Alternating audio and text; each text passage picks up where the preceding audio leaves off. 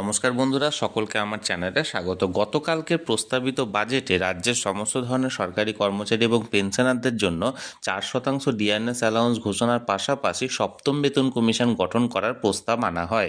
এখন এই সপ্তম বে কমিশন গঠন করার প্রস্তাব নিয়ে যাবতীয় বিতর্ক তৈরি হয়েছে যে আদৌ এই সপ্তম বেতন কমিশন গঠন করার প্রস্তাব আনা হয়েছে কি আনা হয়নি, আনা হয়ে থাকলে তার সত্যতা কি, কবে থেকে এই পে কমিশন গঠন করা হতে পারে এবং এই পে কমিশনের কার্যকারিতা কবে থেকে শুরু হতে পারে এবং কত টাকা স্যালারি বা পেনশন বাড়তে পারে। আজকের এই ভিডিওতে আমি এই সপ্তম পে কমিশন গঠন সংক্রান্ত যাবতীয় প্রশ্নের যথাযথ উত্তর দেওয়ার চেষ্টা করব।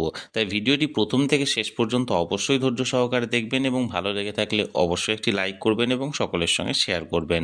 আর সেই সাথে এই চ্যানেলে যদি প্রথমবার হয়ে থাকেন, এই রকমের ইনফরমেটিভ ভিডিও আরও দেখার জন্য যারা এখনও পর্যন্ত এই চ্যানেলটিকে সাবস্ক্রাইব করেননি তারা অবশ্যই চ্যানেলটিকে সাবস্ক্রাইব করে নিতে ভুলবেন না। তাহলে চলুন আমরা বিস্তারিত জেনে নিই। দেখুন, সর্বপ্রথমে আমি খবরের সত্যতা যাচাই করব যে আদৌ পে কমিশন গঠন করা হয়েছে কিনা। এটা যে বাজেট বিবৃতি, সেই বাজেট বিবৃতির যেটা প্রেস রিলিজ সেটা দেখুন এখানে আমি আপনাদের সঙ্গে শেয়ার করেছি। পশ্চিমবঙ্গ সরকার বাজেট বিবৃতি, শ্রীমতী চন্দ্রিমা ভট্টাচার্য 26-27 অর্থবর্ষের জন্য দেখুন 5ই ফেব্রুয়ারি 2026 অর্থাৎ গতকালকের যে বাজেট ঘোষণা করা হয়েছে সেটা। এটা বহু পাতার একটা সংযোজন, যেখানে আমি মূল যে বিষয়টি সেটি 125 নম্বর বিষয় পাতাতে যেটা আছে সেটা আমি আপনাদের সঙ্গে এখানে শেয়ার করছি। দেখুন, এখানে আমি 125 নম্বর পাতার যে জায়গাটিতে আছে সেখানে আমি আপনাদেরকে এখানে দেখলে আপনারা বুঝতে পারবেন 17 নম্বর যে সিরিয়ালটা, 17 নম্বর সিরিয়ালটা আপনারা লক্ষ্য করুন। এখানে আমাদের সরকার সর্বদাই রাজ্য সরকারি কর্মচারীদের চাহিদার বিষয়ে সম্পূর্ণ সংবেদনশীল। এখানে আমি 17 নম্বর যে সিরিয়ালটা পড়ে শোনাচ্ছি সেটা আপনারা ভালোভাবে লক্ষ্য করুন। এরা সরকারি নীতি ও প্রকল্প রূপায়ণে খুবই গুরুত্বপূর্ণ ভূমিকা পালন করেন। রাজ্যের ষষ্ঠ পে কমিশনের সুপারিশের কার্যকাল 2025 সালের 31শে ডিসেম্বর শেষ হয়েছে। আমি আনন্দের সঙ্গে রাজ্য সরকারের কর্মচারীদের জন্য সপ্তম পে কমিশন গঠনের ঘোষণা করছি। কমিশন রাজ্যের সকল সরকারি কর্মচারীদের আগামী দিনের বেতন, ভাতা ও অন্যান্য সুযোগ সুবিধা বিষয়ে সুপারিশ করবে। অর্থাৎ এখানে 17 নম্বর সিরিয়ালে কিন্তু স্পষ্টত উল্লেখ করা হয়েছে যে সপ্তম বেতন কমিশন এখানে গঠন করার প্রস্তাব করা হয়েছে। অর্থাৎ এক কথায় বলতে গেলে এই খবরটি একদম সত্য যে পে কমিশন গঠন করা হয়েছে, কিন্তু এখানে কিন্তু পে কমিশন কবে থেকে কার্যকর করা হবে এবং পে কমিশনের চেয়ারম্যান বা কমিটিতে কারা কারা থাকবেন সেই বিষয়ে কিন্তু এখানে বিস্তারিত উল্লেখ করা নেই। তবে যদিও বা মনে করা হচ্ছে যে আপাতত এটি যেহেতু একটা বিধানসভা ভোটের আগে একটা বাজেট ঘোষণা করা হয়েছে, পূর্ণাঙ্গ বাজেট এখনো পর্যন্ত পেশ করা হয়নি, পূর্ণাঙ্গ বাজেটে এইসব ব্যাপারে উল্লেখ করা থাকবে।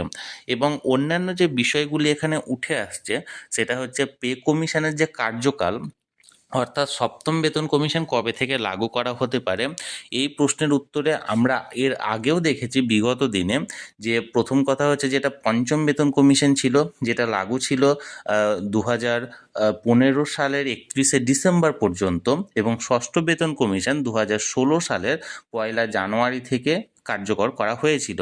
এবং স্বাভাবিকভাবে এক একটা পে কমিশন 10 বছরের কার্যকাল থাকে এবং এই 10 বছর পর পর পে কমিশন লাগু করা হয়।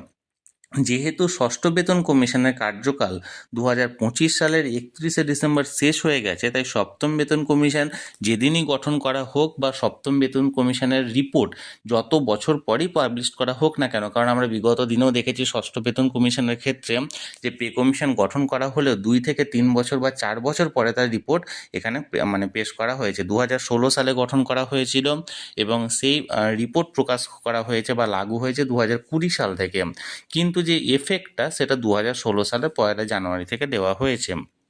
তাই যে বিষয়টি হলো এখানে যে সপ্তম বেতন কমিশন গঠন যবে থেকেই হোক বা যবে এর কার্যকালের যেটা এফেক্ট বা যবে থেকে করা হোক না কেন, 2026 সালের 1 জানুয়ারি থেকে যারা যারা এখানে ইন সার্ভিসেবল থাকবেন বা যারা যারা পেনশনার থাকবেন সবাই কিন্তু তার বেনিফিট পাবেন।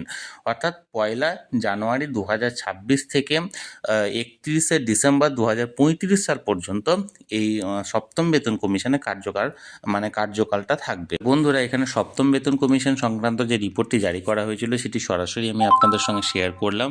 আশা করি আপনাদের মধ্যে যে কনফিউশনটা ছিল যে সপ্তম বেতন কমিশন গঠন করা হয়েছে কি হয়নি বা এই খবরের সত্যতা কি, সেই কনফিউশনটা দূর হয়েছে। আপনাদের যদি আরও কোনো প্রশ্ন থেকে থাকে এই বিষয়ে আমাকে কমেন্ট করুন, আমি চেষ্টা করব আপনাদের সকলের প্রশ্নের যথাযথ উত্তর দেওয়ার।